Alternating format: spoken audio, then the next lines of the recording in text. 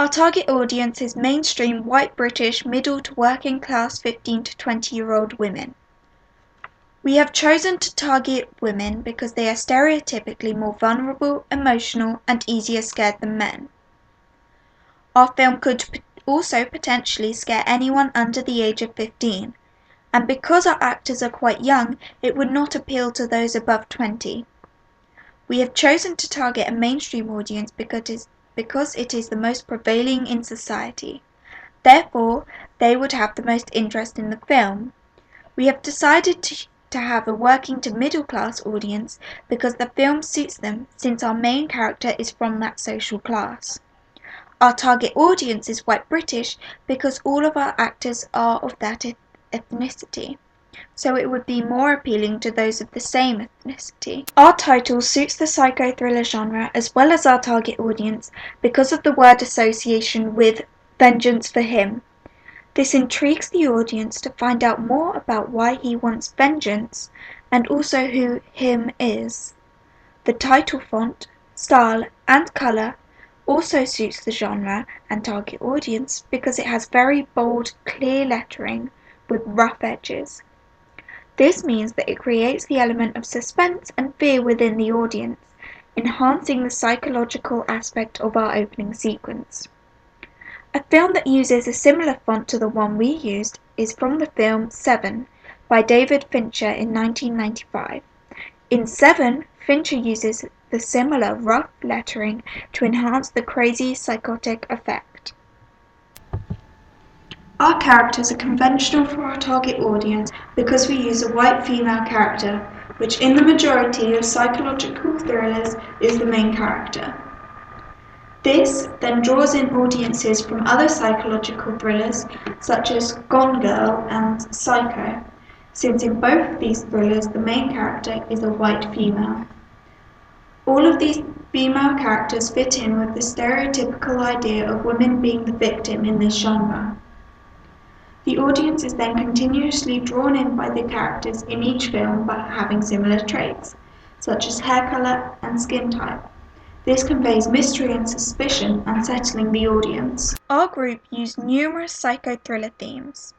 The themes of guilt, obsession, and possession are themes that a 15 to 20-year-old audience would be interested in, as can be seen by the number of films aimed at this target audience, such as those of Paranormal Activity and American Horror Story.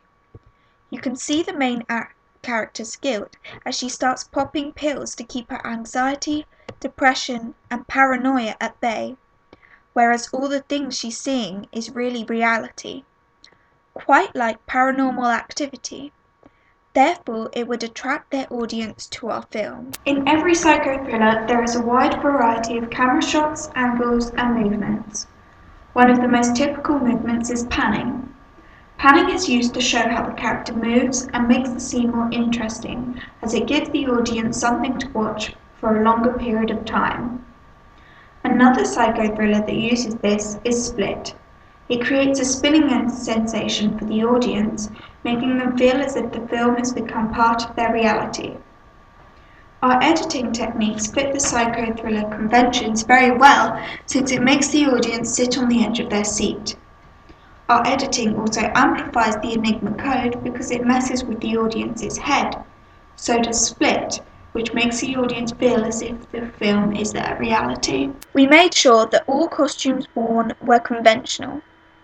For example, our main character comes from a working class background, so was dressed in basic clothing, a t-shirt and jeans, general comfortable clothing.